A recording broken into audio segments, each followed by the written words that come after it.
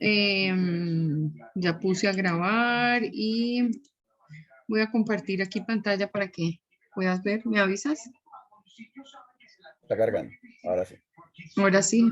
Bueno, entonces, lógico, dentro de todos estos temas, pues ya hemos visto lo que es la definición de desarrollo desde el punto de vista etimológico, de la definición de la RAE, el desarrollo desde lo económico, que también pues tiene su definición, y el tema del desarrollo del ser, que pues obviamente es bien, bien interesante. Espérate a ver que se vea en pantalla completa. Ahora yo creo que sí. Sí, profe, yo. Porque lo que nos interesa a nosotros es contribuir a ese, en parte a ese desarrollo del ser.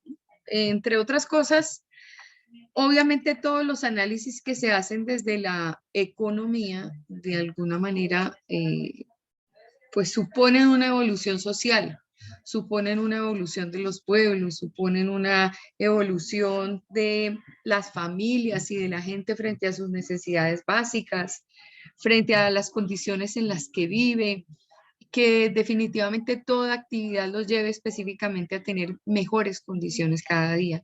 Entonces, por eso es que siempre se hace evidente el análisis con respecto a los derechos humanos, a lo que nosotros tenemos como derechos fundamentales y pues básicamente al crecimiento de la persona frente a sus condiciones. Entonces, ese principal objetivo del desarrollo humano es que las personas tengan la posibilidad de elegir quiénes son, qué pueden estudiar sin limitaciones, porque eso es lo que uno vive dentro del esquema democrático. Dentro del esquema democrático lo que se logra específicamente es que cada quien elija dónde quiere estar y cómo quiere estar y cómo quiere crecer y cómo quiere vivir y cómo quiere hacer la familia y cómo quiere profesar una religión, de la manera como quiere vivir desde su parte espiritual, lo que sea. Entonces ahí hay completas libertades en ese sentido. La finalidad también, por ejemplo, del Estado estaría en garantizar que las personas tuvieran todo ese bienestar económico, tuviera acceso a los bienes y a los servicios y que todo estuviera frente a los individuos de manera fácil. Pues es decir, podemos aquí evidenciar una diferencia entre bienes y servicios. Bienes están tipificados dentro de la Constitución también y los servicios también. Los bienes son, pues, bienes muebles e inmuebles, pero también los bienes que posee a nivel de infraestructura el Estado para poder garantizar que nosotros tengamos, digamos, una vida coherente, ¿no? El hecho de las calles, los puentes, la canalización de arroyos, el sistema de alcantarillado, que además está tocando también el tema de los servicios. Los servicios no son solamente los servicios públicos, sino son todo tipo de servicios que se pueden poner a disposición de las personas a partir de los ejercicios de economía que se hacen. Entonces uno tiene el servicio médico, el servicio postal, el servicio hotelero, todos los servicios que pueda haber que estén al servicio nuestro y que de alguna manera nos ayuden a mejorar la calidad de vida. En este caso, lo que el país establece es como la viabilidad para poder crear empresas y que las empresas tengan cada una finalidad diferente y estemos pues no solamente accesando a la tecnología, sino teniendo una serie de facilidades que nos van a permitir tener una vida, digamos, como completa en el sentido en el que todo está. Antes era más difícil porque uno veía que, por ejemplo, el sistema bancario era limitado. Ahora la banca pues ha evolucionado montones, tienes una cantidad de cosas, están en los dispositivos celulares, las tarjetas de crédito, las transferencias. Antes no era posible nada de eso, sino que uno tenía que ir directamente al banco. El tema digamos, la parte de viajes, pues uno tenía que ir a una agencia de viajes, allá compraba los tiquetes, ahora no, ahora uno entra en línea a cualquier compañía de aviación y uno busca cuáles son las mejores ofertas y se ponen plataformas para las mejores posibilidades, incluso con un mismo vuelo. Tú y yo, buenas noches, Emanuel, ¿cómo vas? Nosotros, Sí, profe. ¿cómo vas? Nosotros podemos específicamente, le pasamos el link a la compañerita, sí, ¿no? Es que yo no la tengo acá, Señora, profe. no la Sí, tengo profe, en ya yo lo pasé A un grupo al- que tenemos, Miguel lo pasó. Ah, bueno, listo, bueno, gracias. Sí, es que lo que pasa es que el link se envejece.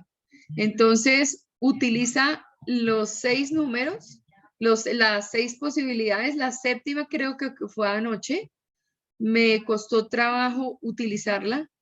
eh, y ya hoy ya no, es decir, desde ayer ya no aparecía disponible dentro del Zoom. Cuando yo ingreso a Zoom como usuario, no. Entonces ya están agotándose los links que programamos, que son 7 para esta nueva semana. Bueno, entonces nos toca estar cambiando de link.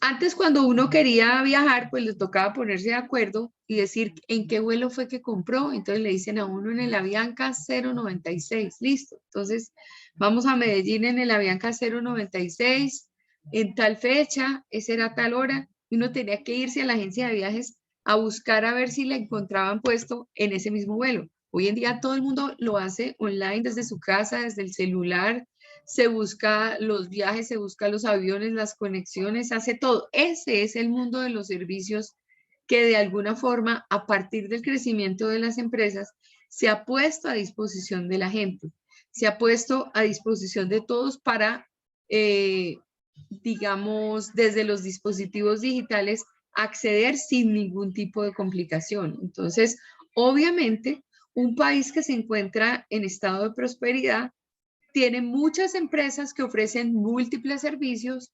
De esas empresas, pues viven con la posibilidad de hacer innovación, de crecer, de tener cada vez una mayor cantidad de opciones desde el punto de vista laboral y de hacer su negocito, y por eso es que se habla de que todos ellos de alguna manera están contribuyendo al desarrollo económico del país.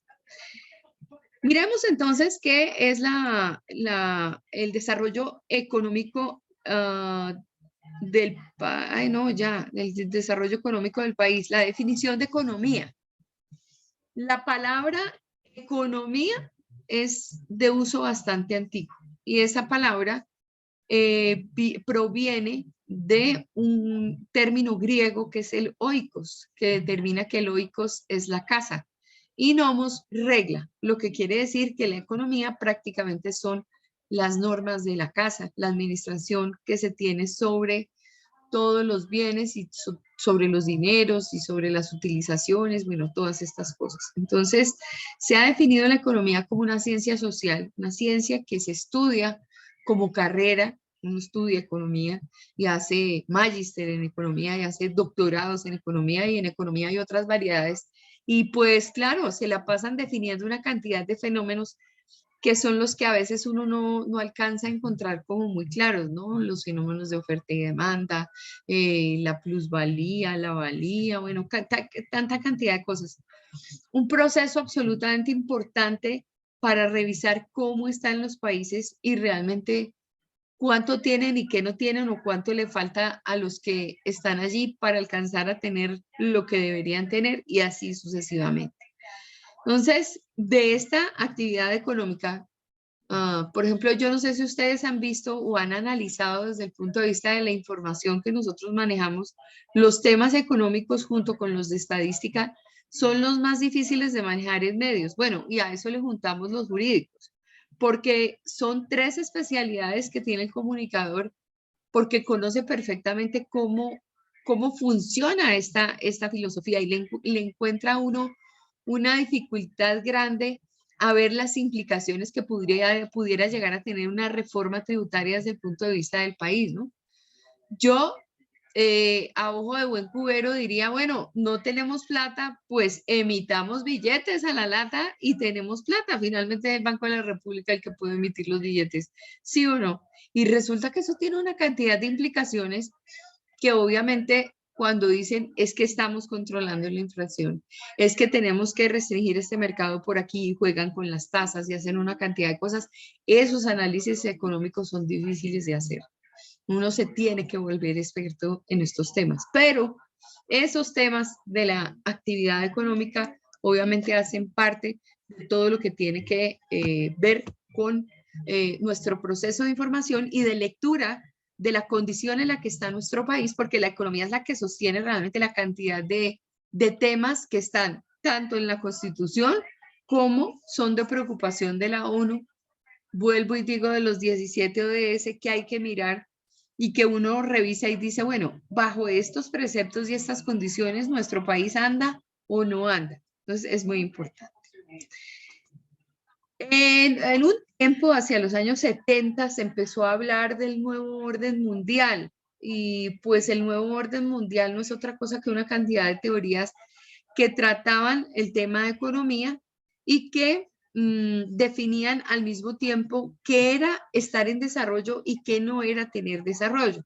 Supuestamente, la mayoría de las teorías económicas que tocaban el tema del desarrollo decían que el desarrollo estaba en la acumulación de capital. Y de la misma manera también decían que cuando había un muy buen desarrollo era porque había incremento en el volumen de la producción de bienes y servicios. Y entonces ahí se tocaba el Producto Interno Bruto, que es el PIB, que es el que nosotros a veces no sabemos leer tampoco, y que supuestamente con unas muy buenas políticas para manejar ese Producto Interno Bruto iba a haber una reducción de una problemática generalizada que hemos tenido en el mundo que se llama pobreza, y de alguna forma nosotros entraríamos a un proceso de bienestar de la población. Entonces, todas las entidades estaban enfocadas a entrar dentro de una organización que permitiera organizarse de nuevo. Es decir, si la guerra nos había dejado mal y si de pronto algunas situaciones que teníamos de base, digamos, que tuviera la posibilidad de generar una tensión al interior de un territorio, pues se tendría que plantear un nuevo orden mundial.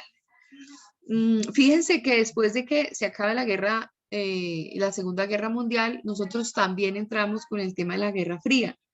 Y pues hay que analizar esos aspectos históricos y ver los momentos y qué pasaba con cada uno de los países. La Guerra Fría nuestra fue el ingreso a una cantidad de conflictos por los planteamientos que tenían los gobiernos de turno y, digamos, algunos excesos de liderazgo que de todas maneras fueron deteriorando la economía, y mientras el mundo entero hablaba de libertad de prensa, nosotros estábamos restringiendo la condición y estábamos poniendo sobre la mesa el concepto de la censura. Volviendo al tema del nuevo orden mundial, también se decía que a más producción, más renta, y a más renta, mayor bienestar económico.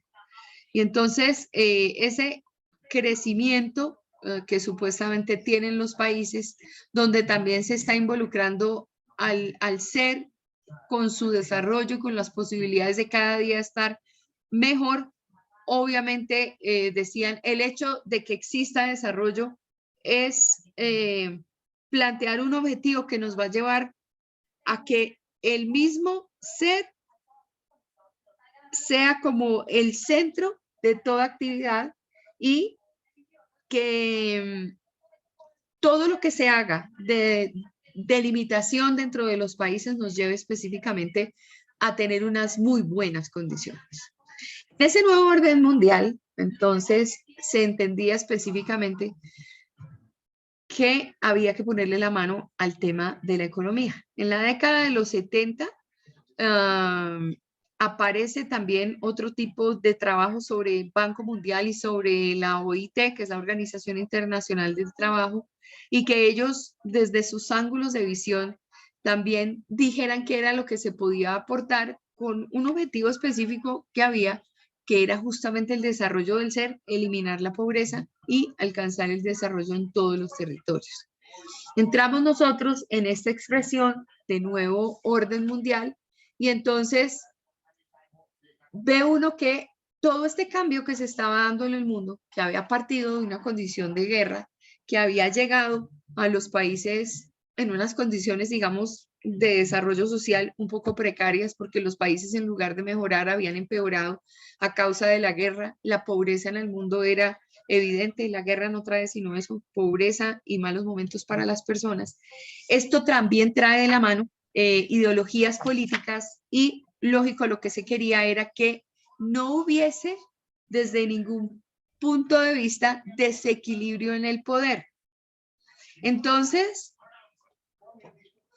ellos se refieren a un documento que era del presidente Wilson de los Estados Unidos, donde había creado la Liga de las Naciones, que fue la antecesora a Naciones Unidas. Dijeron, es muy importante retomar estos 14 puntos que se habían planteado. Y entonces, en esos 14 puntos que fueron dejados antes, o sea, cuando estábamos perfectamente en la Primera Guerra Mundial, el presidente de Estados Unidos, Woodrow Wilson, dice, hay que revisar cómo está todo esto, determinar cuáles son los objetivos bélicos que hay para defender a los territorios, que hay para, digamos, garantizar que las economías de los países no se vayan a deteriorar, y entonces dejamos 14 puntos importantes. Nosotros vemos acá como un inserto, por ejemplo, desde el punto de vista de cómo ha ido evolucionando todo esto, en que llegamos específicamente al 2015, planteando unas condiciones importantes para el desarrollo de los países, y es cuando hablamos nosotros de los ODS. Y entonces uno dice, bueno, le estamos apuntando a eso, pero miremos qué era lo que estaba pasando atrás. Parte de llegar a este planteamiento de los objetivos de desarrollo sostenible es haber madurado la idea desde los 14 puntos de Woodrow Wilson, porque lo que se pretendía era que, además, con el surgimiento de la ONU, nosotros pusiéramos sobre la mesa todas las garantías para que las economías también funcionaran bien. No era solamente evitar la guerra, vivir en paz, sino que con la erradicación de la pobreza y todo eso, había que hacer acuerdos para que entre todos los países hubiera ayuda y de alguna manera se saliera de la condición en la que está. Algo bien importante de todo este nuevo orden mundial pues, que toca la parte económica, también hubo un capítulo muy especial para el tema de comunicación.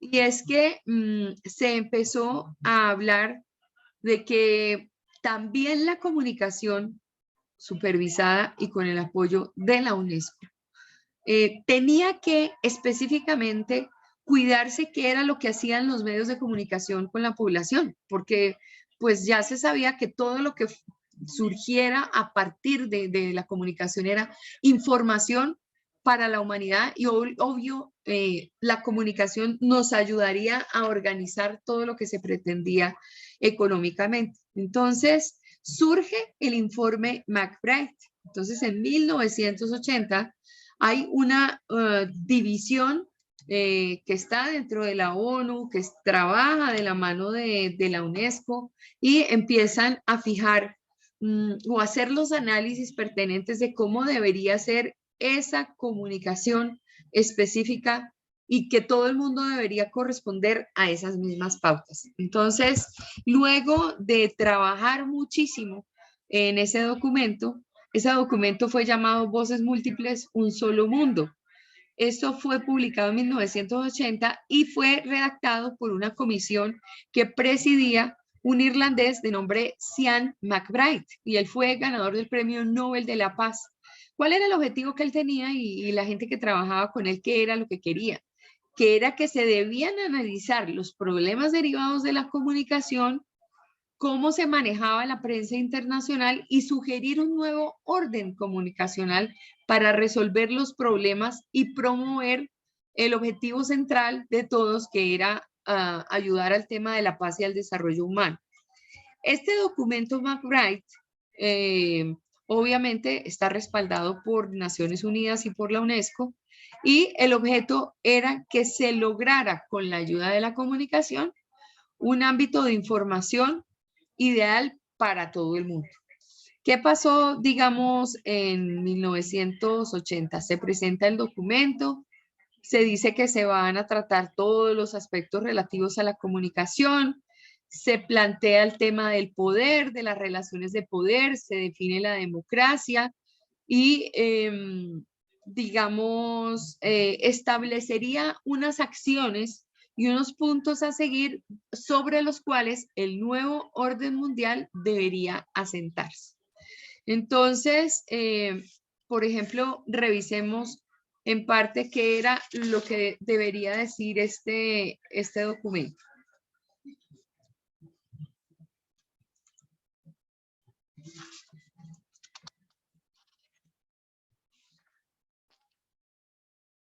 Dice, títulos, líneas de actuación y puntos destacados en el informe McBride.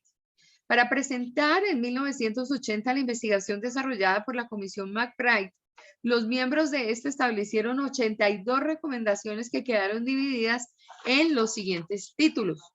Política de comunicación para la independencia y el autodesarrollo. Refuerzo de las licencias para las tecnologías apropiadas. Nuevas tareas sociales para los medios de comunicación.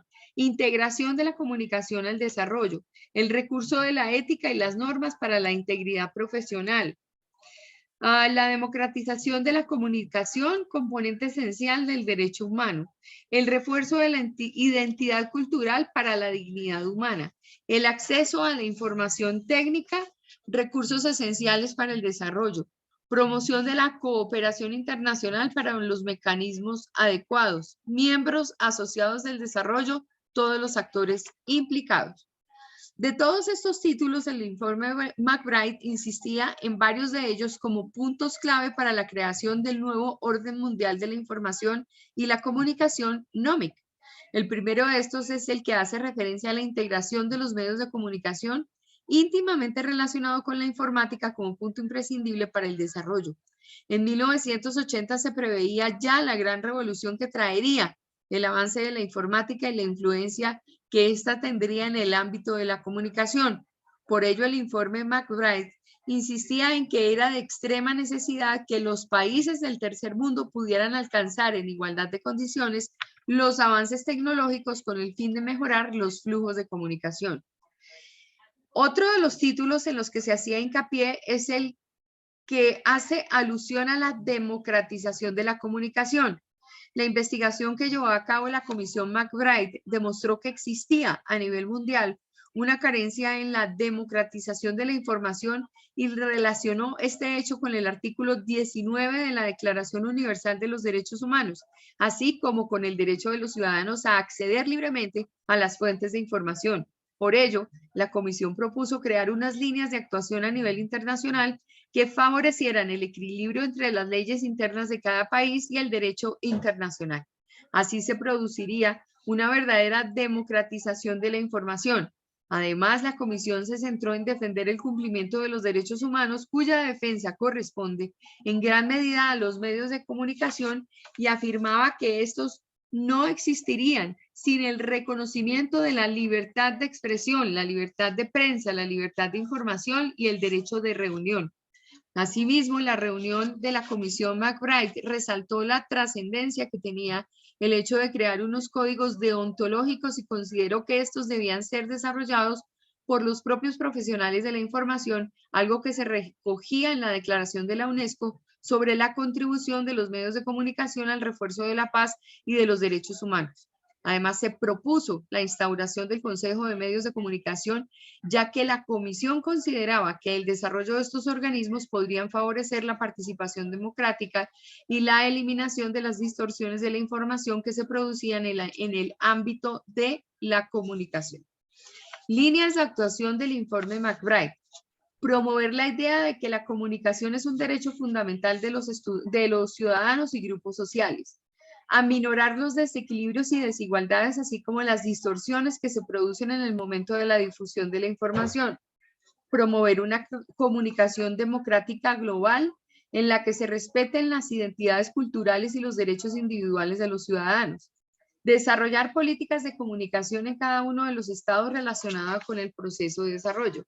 Investigar cuáles deben ser las bases sobre las que se sostendría el nuevo orden mundial de la comunicación NOMIC como parte del nuevo orden económico internacional NOEI. Puntos fuertes del informe McBride. Eliminación de los desequilibrios y desigualdades entre el tercer mundo y los países desarrollados. Erradicar los efectos negativos que se producen por la creación de monopolios. Liquidar las barreras tanto internas como externas que impiden la libre circulación y una difusión equilibrada de la información. Garantizar la pluralidad de las fuentes y los canales de información. Garantizar a su vez la libertad de prensa y de información. Aumentar la capacidad de los países del tercer mundo para mejorar la situación, equipamiento y la formación profesional de los periodistas. Cooperación de los países desarrollados hacia el cumplimiento del punto anterior. Respetar la identidad cultural y el derecho de cada país.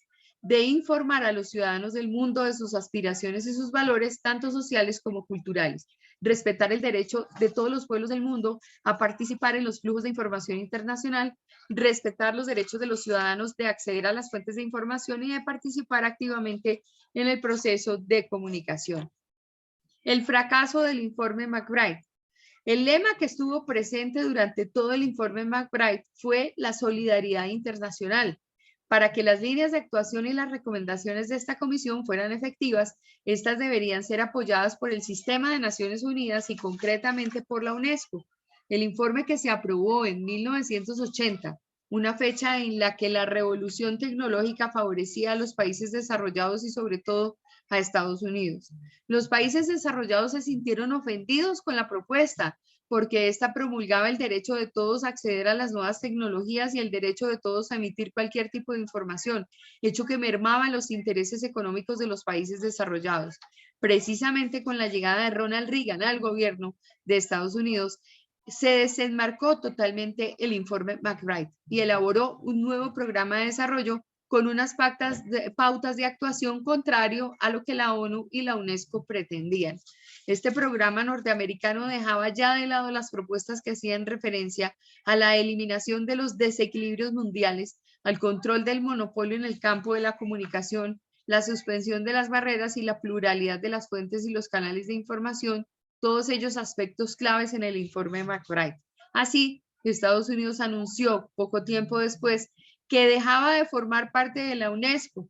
El trabajo de la comisión presidida por Sean McBride empezó a considerarse por parte del bando estadounidense como un conjunto de proyectos sovietizantes que eran prácticamente incompatibles con las libertades de las sociedades democráticas. Y así se le dio cristiana sepultura al informe McBride. Como quien dice, deliberaron casi durante 10 años para que de alguna manera se llegara a un supuesto nuevo orden económico mundial que garantizará una serie de equilibrios, cosa que no se logró. Por otro lado, se trabajó fuertemente por el tema de la comunicación. Se dieron cuenta específicamente que lo que había a nivel de desarrollo tecnológico solamente estaba presente en Estados Unidos y el resto, así tuvieran muy buenas intenciones, al resto esta teoría no les iba a llegar. Y todo lo que fueron unas buenas intenciones terminaron fracasando. O sea, el informe McBride tiene sus valiosas apreciaciones, pero pienso yo que se anticiparon a la época, se anticiparon a que realmente hubiese un escenario para poner en funcionamiento todo esto que supuestamente, digamos, estaba. Siempre Estados Unidos ha estado detrás de todos, desequilibrando algunos puntos importantes. Yo no sé si ustedes han dado cuenta, por ejemplo, ahorita cuando el tema del cambio climático ha sido tan importante, perdimos todos los años del gobierno de Trump porque el señor no creía en eso. Y hoy en día vemos que si realmente esta gran potencia le hubiera puesto atención a estos aspectos, pues seguramente hubieran logrado detener algunas cosas que han sido detrimento para la humanidad. Recuerden también qué pasó ahora con la pandemia. El señor Trump le quitó los recursos a la OMS y la OMS de la misma manera le toca luchar con el mundo entero. Así todos tienen la sede más importante, la tienen en Estados Unidos. Pero si al gobierno de turno no le parece, hace tambalear en medio de todas las grandes instituciones, no se cierran del todo, pero finalmente uno termina ahí como con las cosas como medio chuecas. O sea, el virus existió, hubo que trabajar por una vacuna, hubo que trabajar por una cantidad de cosas, de trabajos que estaba haciendo la Organización Mundial de la Salud desde el punto de vista de la investigación, porque los primeros que le dieron asidero a las investigaciones para determinar qué era ese SARS-CoV-2 y cómo era que se debía afrontar, pues mal que bien ahí vamos. O sea, la sopita del murciélago yo creo que no fue tan evidente que fuese que alguien se tomara una sopita con murciélago y hubiera contagiado al resto de la humanidad. Ese tiene cara de haber sido un virus de laboratorio y vaya uno a saber qué otras cosas más desencadenarán en esta condición. Entonces, a veces, así como hay guerras químicas, hay guerras biológicas, hay guerras nucleares, también hay guerras que utilizan el tema de los virus y las bacterias para minar a la población y sacar adelante. Eso lo sabremos o lo sabrán nuestros hijos, si no nos mandarán mensajes, si no nos enteraremos o de pronto nos enteramos estando en el más allá, qué fue lo que pasó en el más acá cuando terminamos todos con este tema del COVID. Pero siempre hay un presidente en Estados Unidos que se opone y que retira las ayudas o que ayuda a alborotar el avispero. No, esto más tropero que Carter. Este señor sí que puso, no Carter, sino ¿cómo se llama? El que también su hijo fue presidente. Ahora se me olvidó. ¿Quién? Bush. Allá leyéndole los labios a Miguel porque no lo oí. Todos se han involucrado, todos llegan con las actividades que se supone quieren plantear y nos tocan nuestras propias realidades. Muy bien, entonces, finalmente ese es el resumen.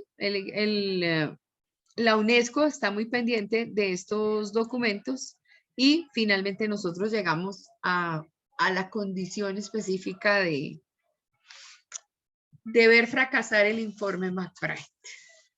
Pero bueno, yo quiero, antes de entrar a las teorías de la opinión pública, buscar aquí a un personaje muy importante que se llama Alfonso Gumucio, que es realmente un líder latinoamericano en temas de comunicación para el desarrollo, que habla específicamente del papel de los comunicadores dentro de todo esto. Entonces, permítanme, voy a buscar el video para compartirlo, porque creo yo que es de los trabajos más serios que hay en los países de habla hispana, hablando de comunicación. También un segundo.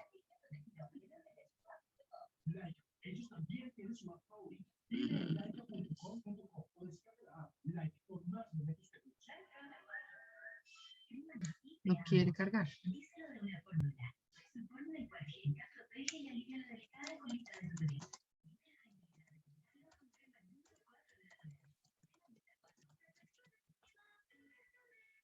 ¿Está muy fuerte en el televisor? ¿Ustedes están oyendo durísimo? O sea, si no lo hice, no me doy cuenta. Ah, ok. Ah, ok, perfecto.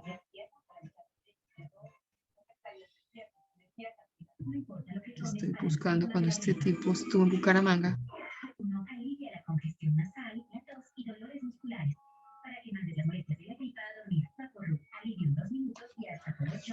Bueno, no lo encuentro por aquí. Nuevos pancakes, aunque hay con avena, y al mismo tiempo hacen todo para cuidarlos, darles de comer algo que les guste, pero que también. Ay, no, esperen un segundito. Antes de. Segundo, pongo acá. Los nuevos pancakes aún de mayo con avena Quaker son el desayuno perfecto porque son deliciosos, esponjosos y le encantan a los niños. Desde preparar, solo agregar leche, mezclas, cocinas y listo. Nuevos pancakes aún de mayo con avena Quaker. Ya.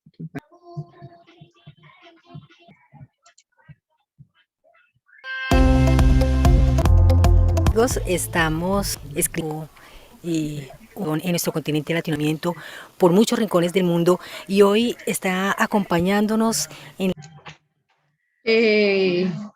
Bueno, pero ¿cómo percibes ahí la comunicación, el trabajo con la comunidad, la diferencia, digamos, como de conciencia de lo que debería haber, que no es solamente informar, sino un compromiso con la comunidad, como estar mucho más activos? O sea, ¿cómo percibes esas cosas? ¿Qué es lo que hacen la diferencia del comunicador? Aunque el nombre no debería interesar, lo que debería interesar sería más bien como la actitud, lo que nosotros hacemos y que es motivación para nosotros al trabajar con las comunidades. ¿Cómo lo sientes? ¿Alcanzas a percibir la diferencia entre un informador diario de noticias a un comunicador que trabaja para el desarrollo? Sí, claro, profe. Ahí se ve y lo que menciona, profe. Todo lo que dijo. Ok, Además, profe, también lo que usted acaba de decir es como ese sentido de que uno como comunicador tiene que tener como ese carisma, ese como informar para la gente, no para beneficiar a otros, sino para el pueblo, por decirlo así. sí, exactamente, exactamente. ¿Qué opinión tienes, Miguel?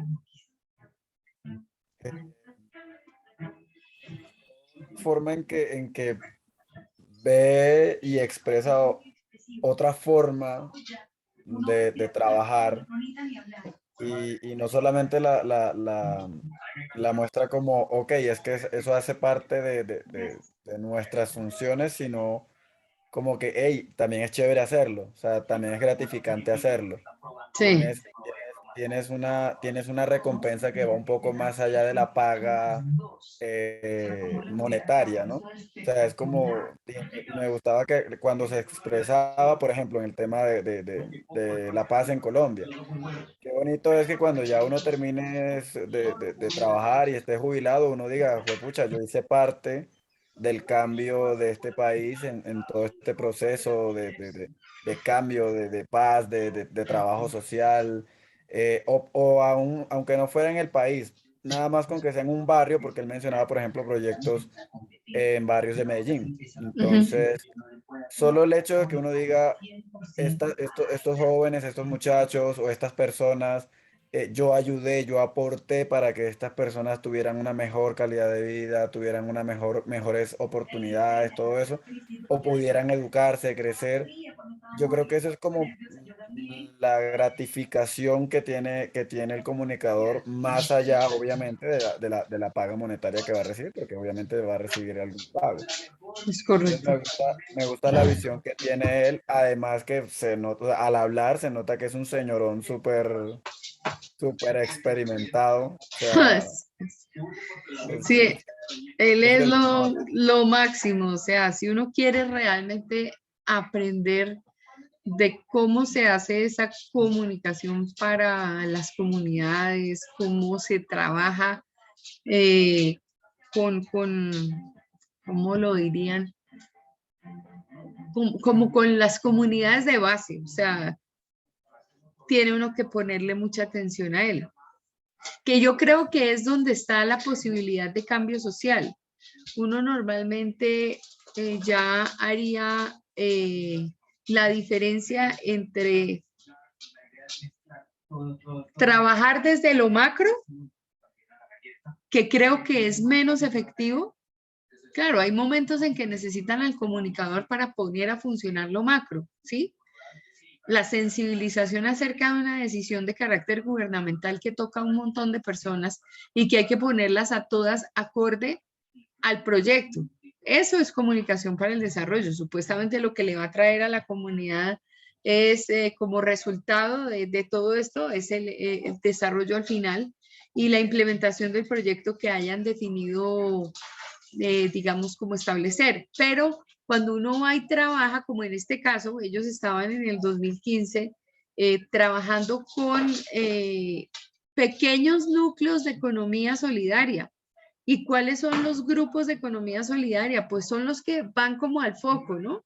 Las cooperativas, los colectivos, las mujeres. En Santander sí que hay de eso, porque por ejemplo, yo que me acuerde, cuando yo hacía reportería, por ejemplo, yo me encontraba colectivos de personas que estaban trabajando en la construcción de casas, por ejemplo, en Oiva, en Santander, gente que estaba trabajando para darle desarrollo a la región, eh, con el cuento de hacer cultura a partir de la implementación de apiarios y de crear toda una conciencia de lo importante que era una abejita en todo el proceso de polinización y de equilibrio de las mismas plantaciones y de todo el tema de agricultura.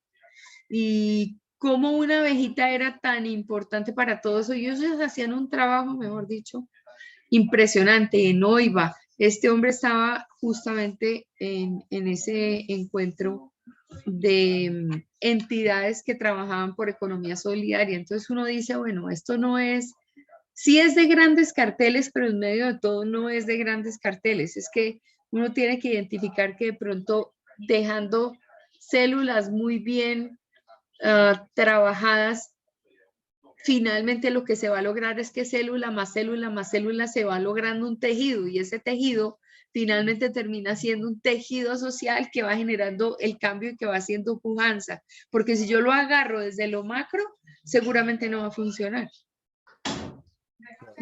Sí, es así. Busquemos otro video ya que les gustó este hombre, porque es que vale la pena escucharlo, vale la pena oír cómo trabaja en tantas partes y, por ejemplo, cuál es el papel del comunicador. A mí me parece muy importante la definición que él tiene del comunicador y qué puede ayudar específicamente. A ver, lo buscamos. Y además, entre otras cosas, este comunicador para el desarrollo no lo llaman en muchas partes comunicador para el desarrollo, sino el comunicador para el cambio social. O sea, es el que ayuda a gestar todos estos procesos, ¿no? A mí me gusta más para el cambio social, suena bonito. Suena lindo, suena lindo. Sí, esto es ideal. 30 segundos menos en el horno y te queda cruda. Me dijo, por eso la dejé 30 segundos más. No sé si fue una burla, un halago, o me dijo, usted muy arriesgado. Bebé, ¿qué hiciste? Postre. Oiga, postre. Dicen por ahí que una mujer convierte los huevos y oro a los vamos a poner primero cuando él define qué es la comunicación para el cambio social, que me parece muy prudente hacerlo.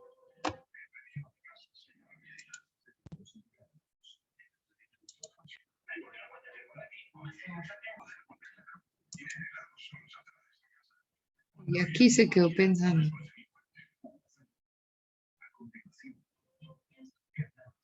So, have you thought about No solamente es clara la definición para la comunicación del cambio social, sino el trabajo que hay en comunicación comunitaria, que tiene una línea muy delgadita.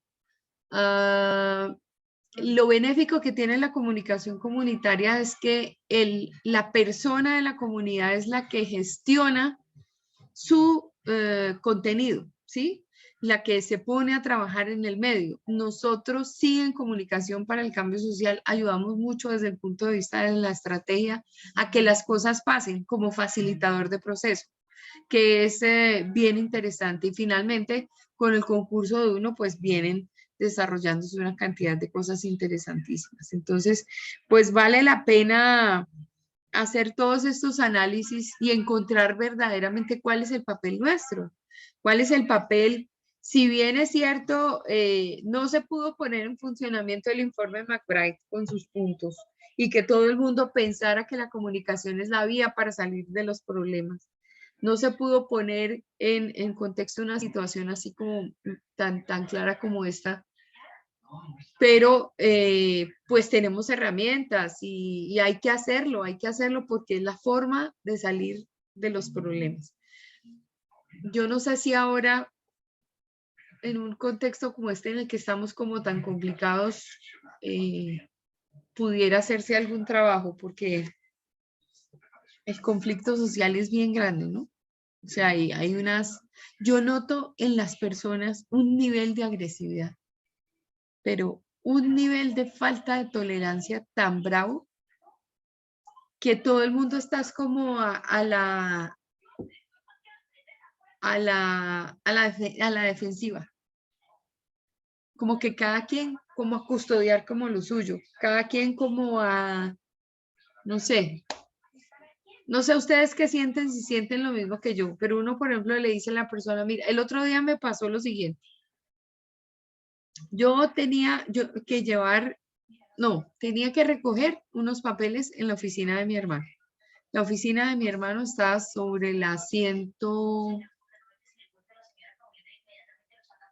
como 118 sobre la paralela de la autopista. Y yo llegué con mi carro, pero pues obviamente si vengo por la paralela en sentido norte-sur, pues yo tenía que montarme ahí, pero ahí el espaciecito, el garaje estaba ocupado y entonces yo traté de montarme como de medio lado, pero al lado de ellos hay un local y el parqueadero de ellos estaba ocupado. Mientras ellos salían y me entregaban el papel, pues yo no iba a seguir y a seguir dándole la vuelta y todo porque pues es un lugar como medio congestionado, o sea, complicado. ¿Qué hice? Medio monté el carro tocando un poquito la línea por donde van los que montan en bicicleta. Pero tampoco mi posición permitía bloquear ni el ingreso al local de al lado, ni alteraba el tráfico por la paralela de la autopista, que era una hora pues bien congestionada porque eran como más o menos, ¿qué les digo yo? Como unas 4:30, 5 de la tarde, una cosa ahí donde tiende ya a complicarse.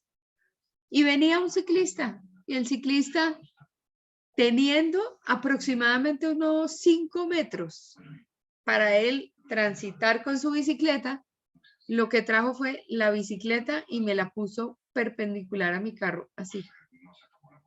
Y entonces yo le dije, pero pasa, o sea, es simplemente que hagas una pequeña maniobra y pases por el frente. No, es que este es mi carril.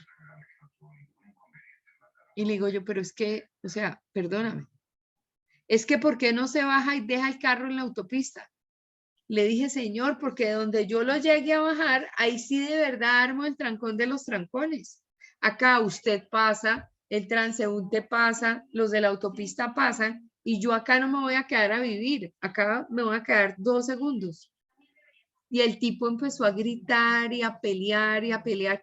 Cuando menos pensé, pues salió mi hermano de su empresa y él, pues obviamente reclamaba lo mismo. Pues vino otro en otra bicicleta todavía más grosero que este primero con el que yo me había encontrado y le echó la bicicleta encima.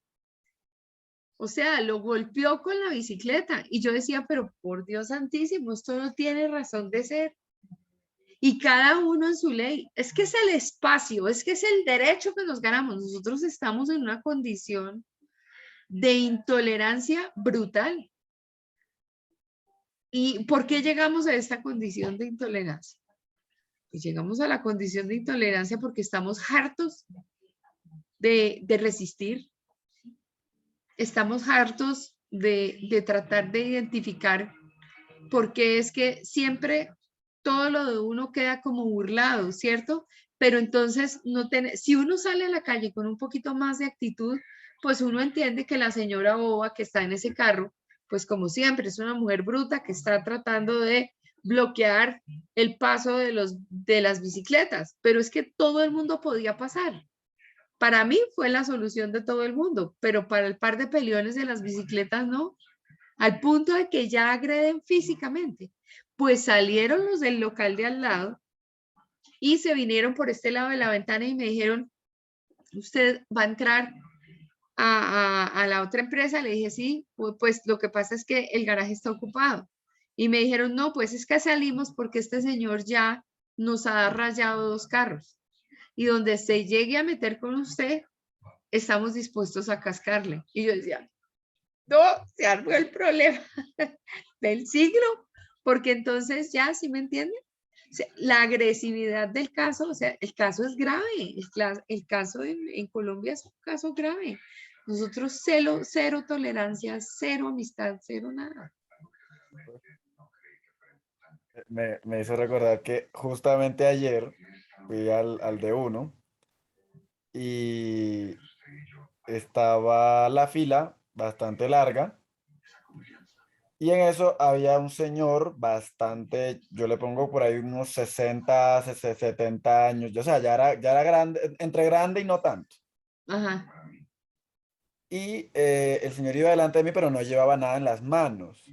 Y en un momento se sentó en una de las cajas que están en esos pasillos, se sentó en las cajas como de los desinfectantes y la fila siguió avanzando, entonces dejó un espacio larguísimo, larguísimo delante de él. O sea, yo como por, bueno, le doy su tiempo, pero cuando ya vi que la fila iba bien lejos, le pregunté muy decentemente, señor, qué pena, ¿está haciendo la fila?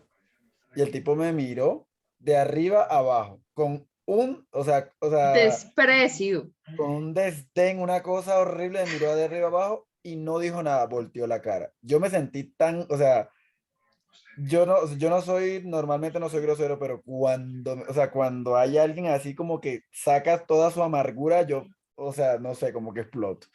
Sí, Y yo le volví a preguntar, porque yo vi su expresión y yo dije, bueno, no sé, no sé por qué será, porque le dije de una forma muy, de pronto si le hubiese dicho fuerte o algo, entiendo su reacción, pero fue como muy normal mi pregunta. Entonces le volví a preguntar, señor, está haciendo la fila? Me miró y me dijo, ¿qué? ¿Es que no es obvio? Y yo quedé como, ¿qué? ¿qué Yo le dije, tal? Yo le dije, señor, no es obvio porque usted está como un huevón ahí sentado y la fila va por allá adelante. Entonces le estoy preguntando es por algo. Entonces, claro, cuando vio mi reacción, ahí sí ya como que, o sea, dijo, no, o sea, me miró la típica mirada como de, ¡ah! ¡Qué irrespetuoso! O sea, la típica. Y yo, pero es que de verdad, o sea, primero me trata mal y espera que uno lo trate bien. No. O sea, yo le dije, usted está ahí como un huevón sentado y la fila está avanzando, por eso le estoy preguntando, no es obvio, señor. Entonces, cuando vio que yo me emberraqué y le hablé fuerte, entonces no me dijo más nada, sino que siguió, pero refunfuñaba por allá. Qué pereza, Yo, qué en ese pereza. momento yo me pasé a la misma actitud suya. Yo dije, mejor me calmo, porque este es un señor, obviamente. Y a pesar que la gente que estaba detrás de mí se dio cuenta que el tipo me respondió horriblemente mal, a la hora del tipo formar un escándalo, pues obviamente no me van a dar el lado a mí, van a decir como, ay, pobrecito, es un señor y usted es un joven que se está metiendo con él. Un Entonces yo dije, no, ya, desadaptado. exacto, yo dije, "Ya, mejor me calmo, no sé qué, pero el viejito por allá refunfuñaba y volvía y me miraba y entonces me hacía como gestos en la cara y yo, ay, no, este señor ya me Ay, está volando la vida. hasta infantil salió.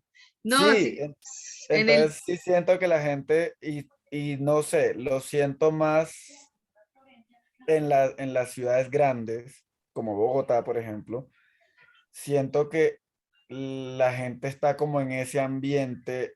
Aquí siento que es más por lo que se mete la gente en el ambiente de debo trabajar, debo producir, debo ser alguien, debo buscar cosas, si no tengo estoy mal. Entonces es como ese sentimiento capitalista así fuerte que se le mete a uno, que si uno no sale adelante, que si yo no estoy trabajando estoy mal. Y la gente empieza como a generar frustraciones y las empieza a botar en la calle. O sea, yo lo siento de esa forma porque, bueno, digamos que yo tengo una forma diferente de tenerlas, porque yo lo que hago es que las somatizo en mí, por eso me la paso enfermo y de todo, yo vivo estresado, pero prefiero eso a tener que botarle mi amargura y mi veneno a la gente en la calle que no tiene la culpa de que lo que a no mí me tiene está la, pasando. claro, claro, así es, así es. Pero imagínate si eso, pues claro, eso es lo que pasa. Yo pienso que son, o sea, cada territorio tiene como lo suyo. Yo no sé qué pueda estar pasando en las regiones. Todavía en las regiones la gente es mucho más amable, pero igual también hay un grado de, ¿cómo se puede llamar eso? No, es que la palabra que se me viene a la mente no la puedo decir en televisión. Y es que sí, sí, Pero co- como que de verdad, como que todo les importa un cieso y uno está listo para sacar todo el armamento en el momento. O sea, ahí es una gran prevención. Obviamente en las poblaciones menores, no tanto como aquí, ¿no? Aquí todo el mundo anda muy armado, arma muy a la defensiva.